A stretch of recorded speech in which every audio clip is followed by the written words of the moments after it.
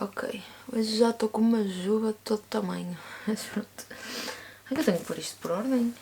Olá a todos, sejam então bem-vindos ao primeiro vídeo a sério deste canal, porque o primeiro foi só de introdução, não é? Portanto, este é o primeiro vídeo a sério e eu espero não vir demasiado tarde, mas trago-vos então o meu wrap-up do mês de março, portanto os livros que eu li em março. Digamos que é assim, eu até acho que li bastantes, tendo em conta que eu sou uma pessoa que há 3 meses atrás, 4, eu não lia, portanto, excepto livros de espiritualidade.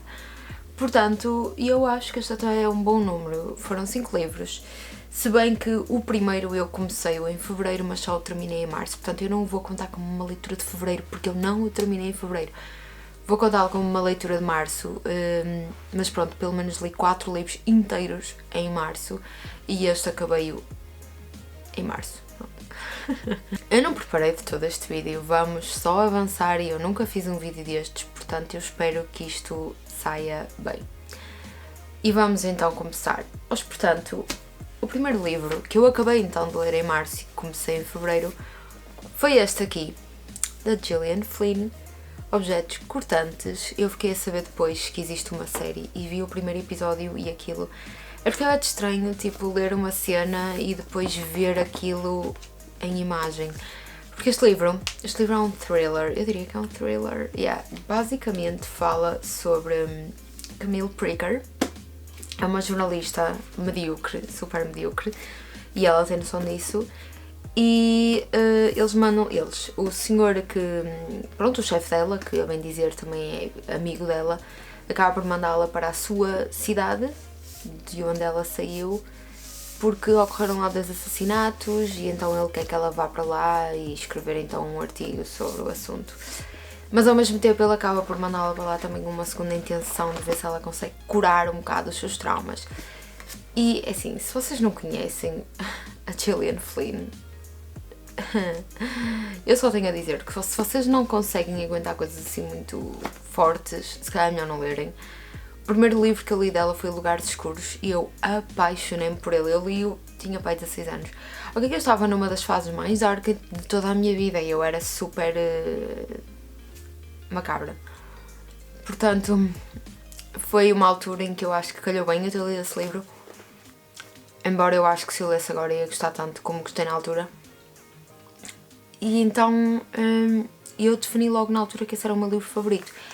E não muito tempo depois eu comprei este, que só li agora, mas pronto. E este aqui é 1000 vezes mais estranho, opa, eu dava por mim, boas vezes a ler e tipo a fazer mesmo cara de... Porque é mesmo muito, muito forte.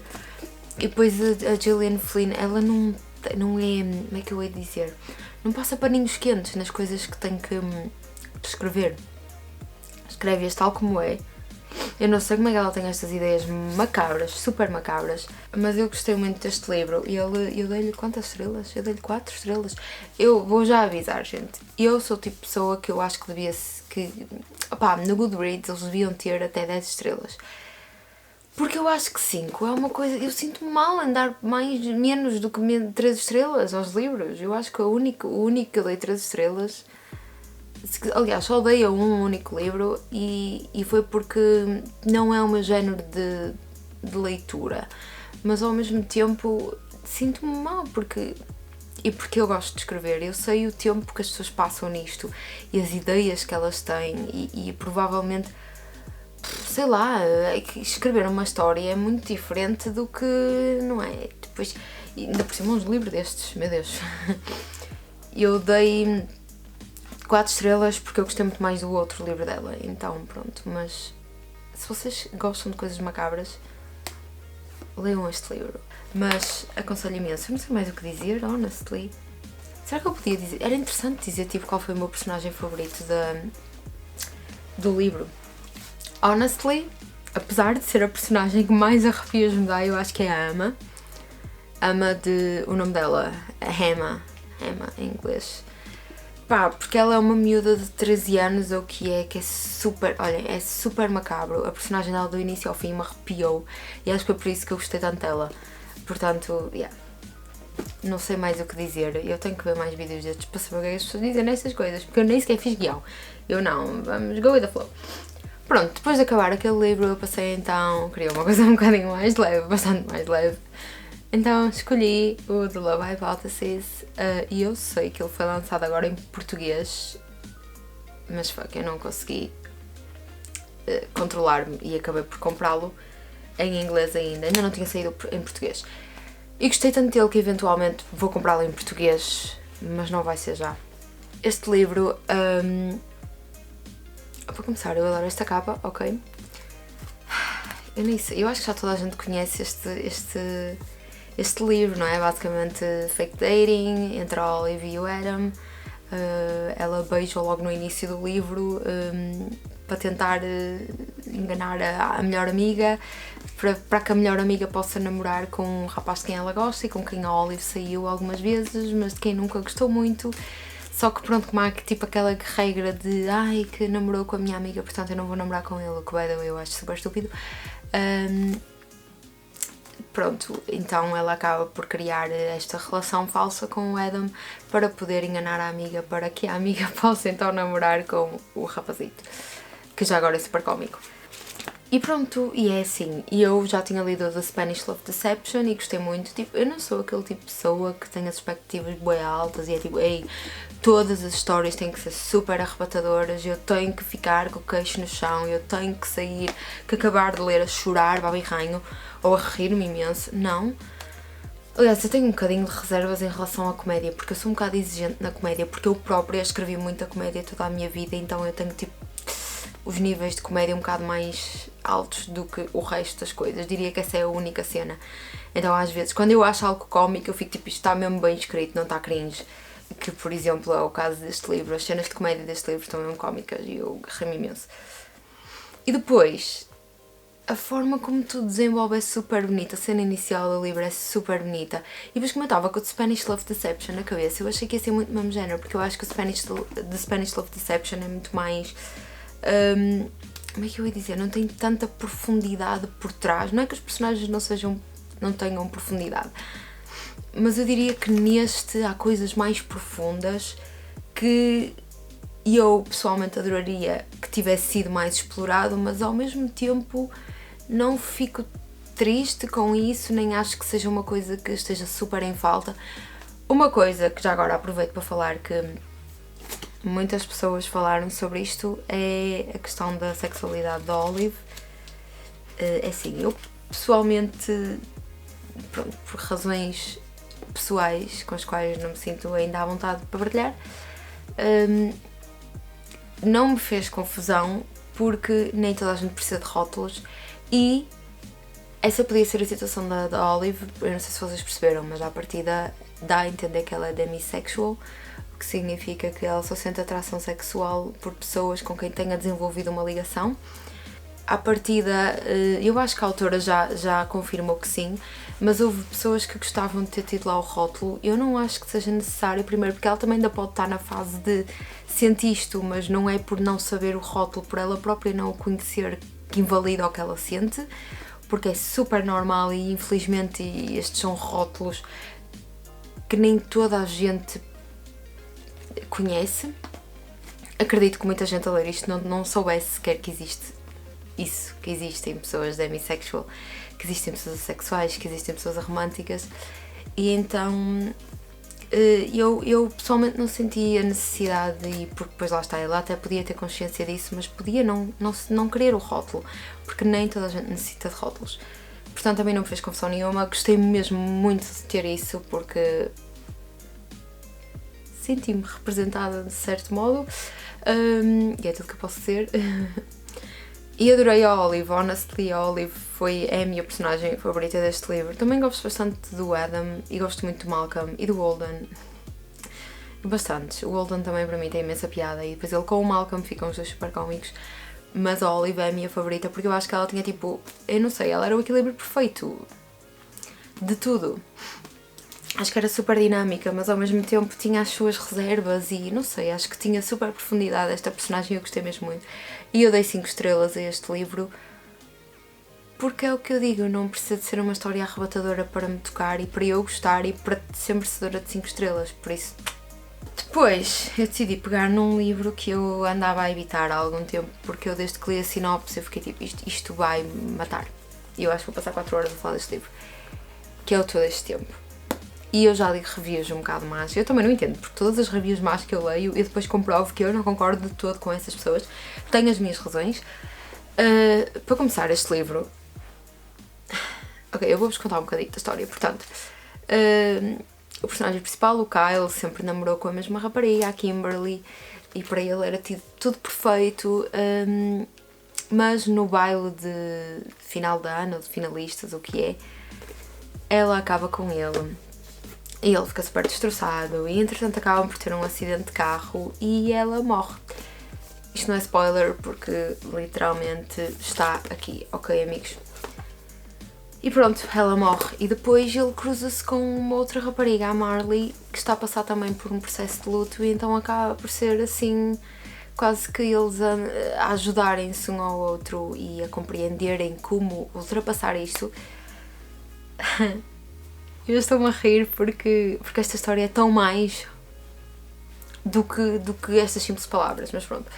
Quando eu li esta sinopse, pronto, tudo que tenha morte a Helena gosta, tudo que tenha luto a Helena gosta, portanto, yeah.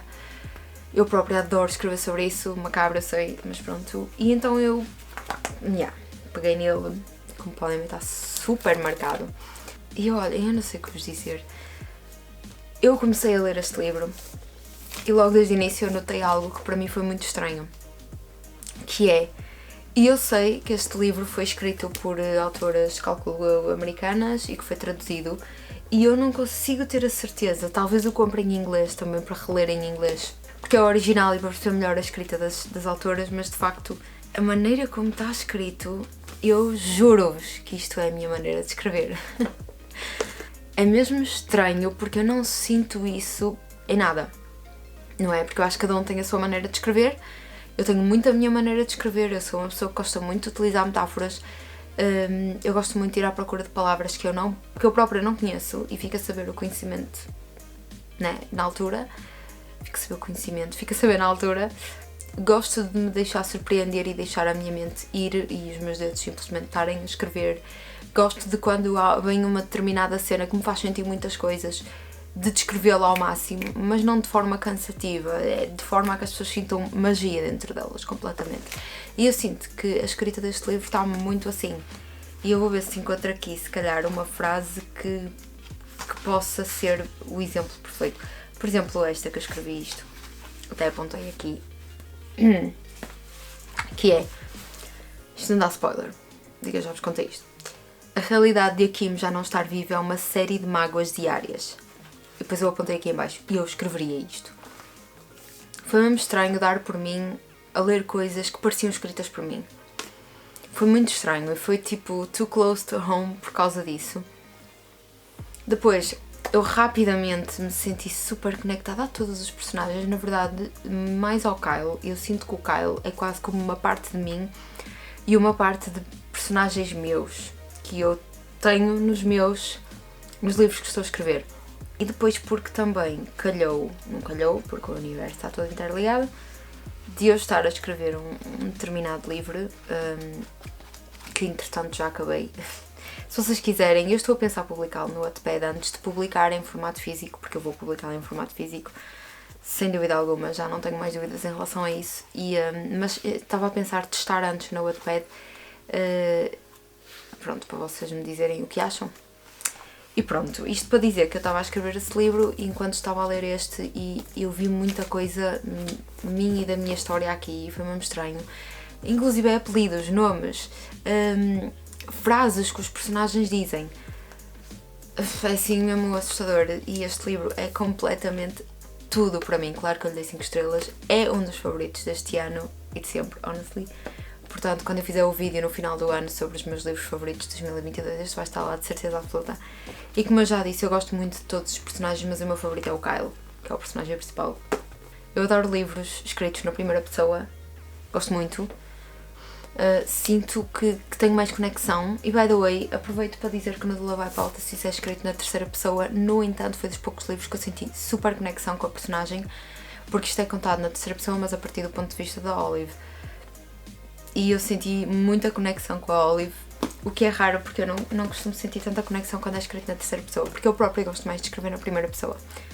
E no presente também, que também é o caso de todo este tempo. Enfim, depois desse eu decidi que tinha que continuar a ler a saga de Game of Thrones, porque enfim, não é? Li o primeiro e depois não queria deixar passar muito tempo do primeiro para o segundo livro, porque como eu vos disse no último vídeo, os livros cá em Portugal, cada livro do George R. R. Martin está dividido em 2, não sei para onde quem, portanto ele para literalmente a meio do livro e só continua no segundo livro, que eu acho que ficou super mais gordo quando eu lhe coloquei estas coisas. Isto parece que tem para aí 800 páginas e tem 390 e tal. Enfim, para começar, uau, tenho aqui um mapa que eu adorei quando abri isto pela primeira vez. Atenção, só tenho este livro desde 2016. E depois aqui no fim, isto é fixe porque para quem viu a série, a série está super, pelo menos nesta fase da primeira temporada, está super fiel aos livros. São poucas as cenas que mudam. Tenho aqui um bocadito do livro seguinte, que eu já o tenho para ler. E depois tenho aqui, para as pessoas não se perderem, um apêndice, que são as casas. Tem a casa Baratheon, aposto que a seguinte é a casa Stark, ui, credo, a casa Lannister, enfim, vão a ver, a casa Targaryen, tudo. Portanto, isto é super completo nesse aspecto. Adoro que a série, pelo menos nessas primeiras temporadas, seja super fiel ao livro. Pronto, esta é a continuação ou seja, metade da primeira temporada, a segunda metade da primeira temporada, que é quando acontecem coisas que a mim me... O primeiro livro eu gostei muito, mas como é tipo mais introdução, pronto, digamos que gostei mais deste, porque é neste que acontecem coisas que a mim me, olha, dói-me muito no coração. São cenas que até hoje me custam muito a ver. E eventualmente eu quero ver porque eu quero rever a série. Mas foram cenas que me fizeram querer saber todos os spoilers da série. Sim, sou aquela pessoa que parou na quarta temporada e sabe os spoilers todos, todas as mortes, até ao fim, porque eu não aguentava mais. O que este livro, o que esta primeira temporada me fez, eu fiquei com trauma a Game of Thrones. Aquelas cenas traumatizaram-me. Mas pronto, isto tem imensas cenas cómicas. Eu marquei aqui imensas cenas cómicas. O Tyrion é uma personagem incrível, adoro completamente. Eu nem sei quem é o meu personagem favorito. Ok, eu tenho vários personagens favoritos de Game of Thrones, sinceramente. Mesmo lidos. Gosto muito da Arya. Acho que a Arya é, tipo, tudo. As pessoas veem-na como uma criaturazinha fraca, pequenina, super frágil, que não sabe fazer nada. Mas na verdade ela é totalmente o contrário. Gosto mesmo muito dela. A Sansa enerva-me profundamente nesta fase. Adoro o Tyrion, acho que o Tyrion, ele é incrível, ele é absolutamente incrível. A maneira como ele responde ao pai é tipo 5 estrelas. Odeio a Cersei, odeio o Jaime. Quem é que eu gosto mais? O Ned, gosto muito do Ned. Gosto muito do Jon Snow. E claro, da Daenerys Targaryen. Ainda por cima esta é a fase em que ela percebe quem ela realmente é. Agora vamos um bocadinho, se calhar, à escrita do George R. R. Martin, para não estar aí a falar da história em si. Adoro a escrita dele, ok? Acho que ele descreve tudo muito bem e quem olha para este tipo de livros pensa que isto até é capaz de ter muito mais, tipo, too much. E não, o George R. R. Martin não é de pôr too much. Vê-se que é uma escrita muito mais cuidada do que, por exemplo, embora eu tenha curiosidade em ver como é que isto seria em inglês. Mas pronto, óbvio que uma escrita destas, mas a própria história que também assim o requer, não é tão descritiva quanto esta. No entanto, acho que ele faz uma coisa que eu gosto muito e que eu pessoalmente também faço na minha escrita, identifico-me muito nisso. Enquanto que a Gillian Flynn escreve exatamente o que tem que escrever, tipo, se alguém está a esfaquear alguém, ela vai dizer exatamente que aquilo é um esfaqueamento. Enquanto que o George R. R. Martin é capaz de contar as coisas de uma forma um bocado mais poética. E eu gosto muito. Há aqui uma cena, que era a cena que eu receava, que lá está, foi a cena que mudou a minha vida, que me traumatizou com a vida. E eu estava a ver como é que ele teria escrito isso e de que ponto de vista é que ele teria escrito isso. Sim, porque eu não sei se sabem, mas isto é escrito em pontos de vista e não de todos os personagens. Portanto, há coisas que nós ficamos a saber porque são contadas através dos olhos de determinados personagens. Essencialmente nós sabemos a história através dos olhos da Daenerys, do Bran, da Catelyn Stark, do Ned, da Arya, da Sansa e do Jon. E do Tyrion. São estes os únicos personagens que, nesta fase pelo menos, têm direito a capítulos. E aí, essa cena em específico é contada através de um ponto de vista que eu não estava à espera, mas que faz total sentido. A cena na série está super fiel. E a maneira como é descrito o momento em si, que é dramático, que é macabro, que é... Enfim, é lindo, absolutamente lindo. E eu gosto muito disso na escrita de George R. R. Martin. E por isso eu também dei 5 estrelas a este livro em específico, porque de facto... É como eu digo, tem aqui cenas que para mim são muito fortes e que eu gosto muito. O próximo que eu li foi então a The Midnight Library, porque eu sentia, não, eu depois disto eu preciso de uma coisa mais light. Mal sabia e eu para o que aqui ia. Assim, já me tinham dito mais ou menos, não é, como é que era assim a história, mas eu fiquei tipo, isto vai ser muito giro, então ela morre, vai assim para uma biblioteca, escolhe várias vidas, mas é tipo tudo a brincar. Mal eu sabia. Isto na verdade acaba por ser quase como uma história de desenvolvimento pessoal através de uma história, lá está, pronto. Passa muitas mensagens com as quais eu me identifiquei e adorei. Não toca muito, tipo, há alturas em que parece tocar ali a espiritualidade com a qual eu me identifico muito, mas fica-se mais pelo desenvolvimento pessoal, tipo, mais físico ao nível do que toda a gente é capaz de compreender e pronto, e não duvidar, percebem? E vocês vão perceber melhor a seguir porque eu vou falar de um outro livro que já é do género, mas no que toca à espiritualidade. Gostei bastante, gostei tanto da personagem principal, da Nora, ela confundiu-me até ao fim, ela fez-me muito lembrar, ela para mim era uma mistura, ela era uma mistura de 2 personagens que eu li este mês, e eu vou-vos dizer, pelo menos era a personalidade que ela a mim me fazia passar.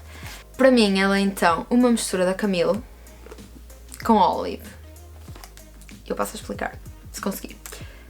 A Camille é super macabra, é uma pessoa super atormentada e eu sinto que a Nora, do Midnight Library, tem um lado super atormentado. Ela passa mais tempo a pensar nos seus arrependimentos do que a concentrar-se na sua própria vida. E eu sinto que a Camille também é assim. Só que ao mesmo tempo a Camille é bué autodestrutiva. Embora a Nora, eu sinto que ela inconscientemente acaba por fazer coisas que também são autodestrutivas. Não que ela tenha essa intenção, mas ela acaba por fazer. Enquanto que, pronto, a parte da Olive é porque ela também tem um lado que é bué improvisar no momento, go with the flow.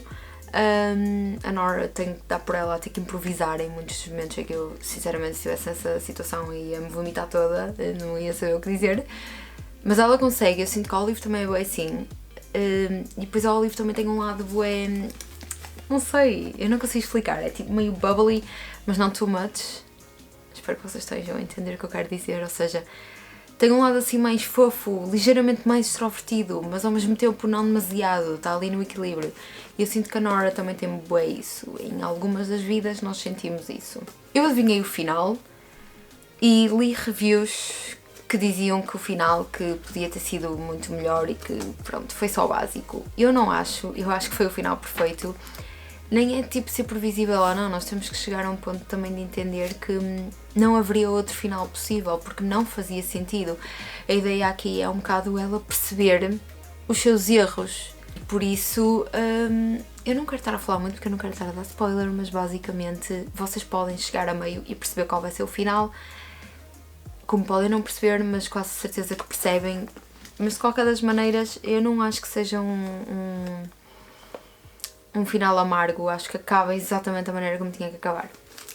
E para mim, pessoalmente, que sou muito dada à espiritualidade e ao desenvolvimento pessoal, acho que não havia melhor maneira de acabar.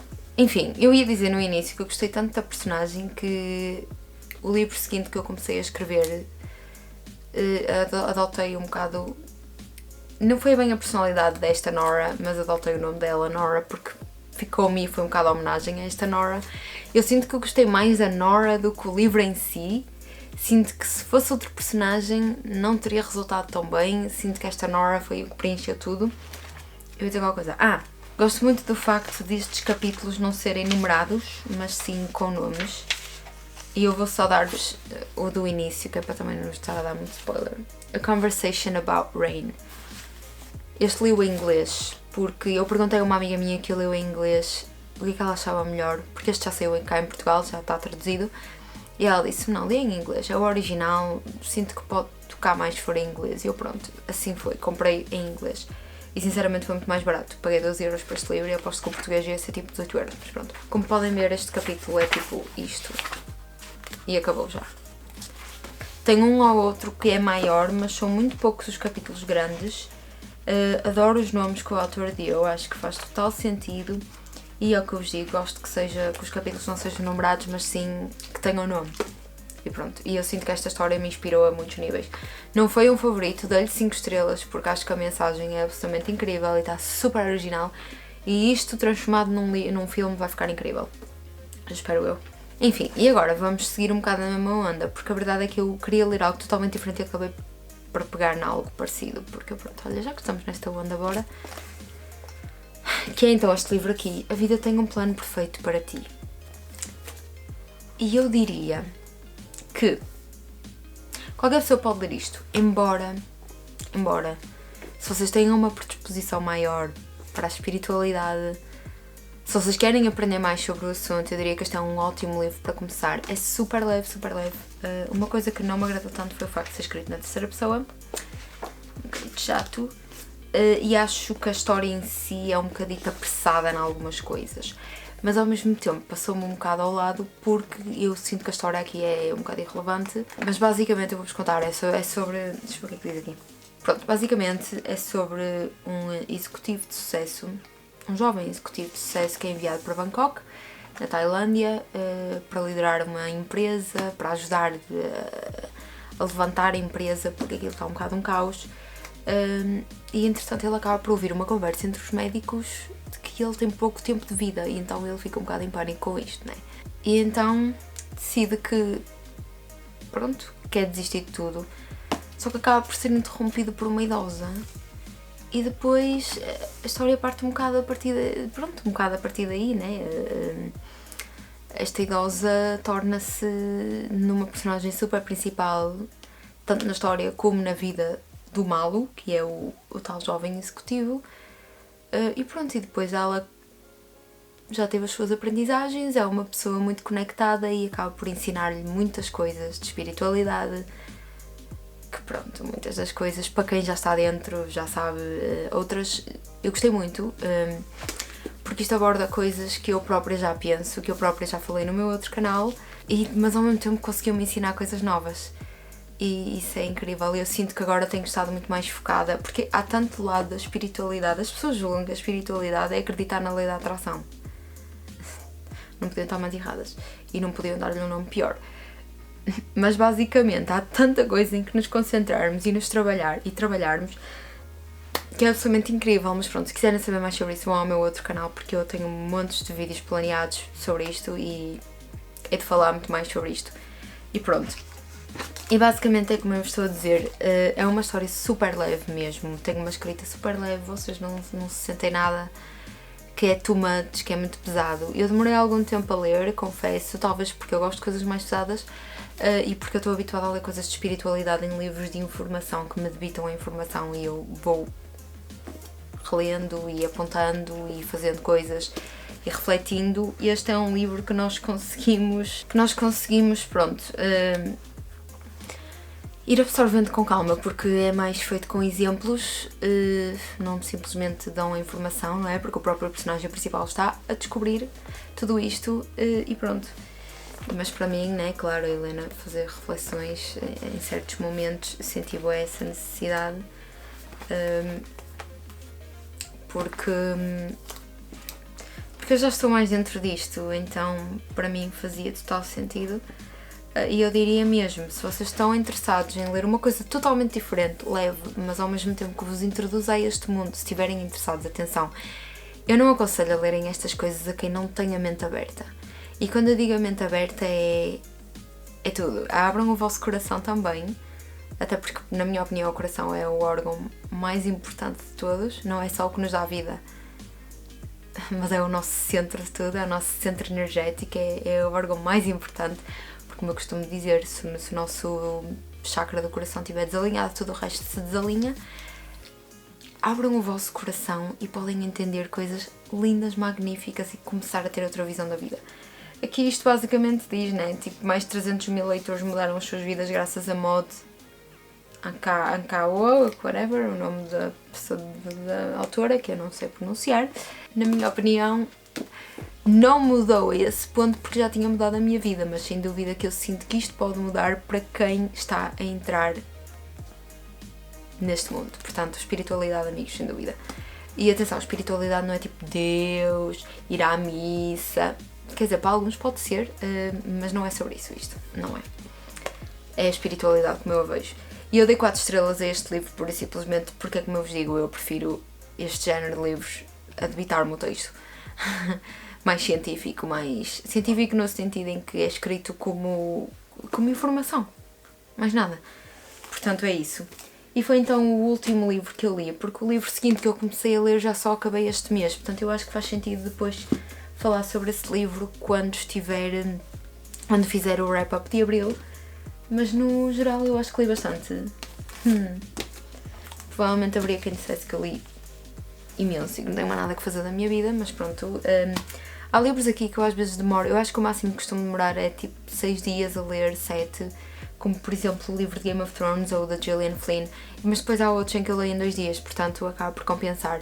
Mas pronto, foi então este o meu wrap-up de março. Vamos ver agora em abril quantos livros é que eu leio. Espero muito que vocês tenham gostado. Digam-me nos comentários se vocês já leram algum destes livros e o que é que acham e quantas estrelas lhes deram e que género de livros é que me aconselham, se por acaso já leram algum destes. Mas como vocês podem ver, foram géneros super diferentes, portanto, vamos deixar o vídeo por aqui, isto já vai ficar enorme. Deixem então o like se gostaram e se querem ver mais vídeos deste género, não é? Subscrevam ao canal se ainda não o fizeram, que eu quero muito crescer este canal, chegar a mais pessoas e partilharmos aqui livros e livros, que isto é o que eu tenho gostado. Sigam-me também nas redes sociais, se vocês quiserem. O meu Instagram, @AlenaMMR, está na descrição. E também o meu outro canal, se vocês estiverem então interessados, embora eu agora queira falar mais sobre espiritualidade por lá. Também tenho vídeos sobre moda e maquilhagem e outras coisas. E pronto, nós vemo-nos então num próximo vídeo. Tchau!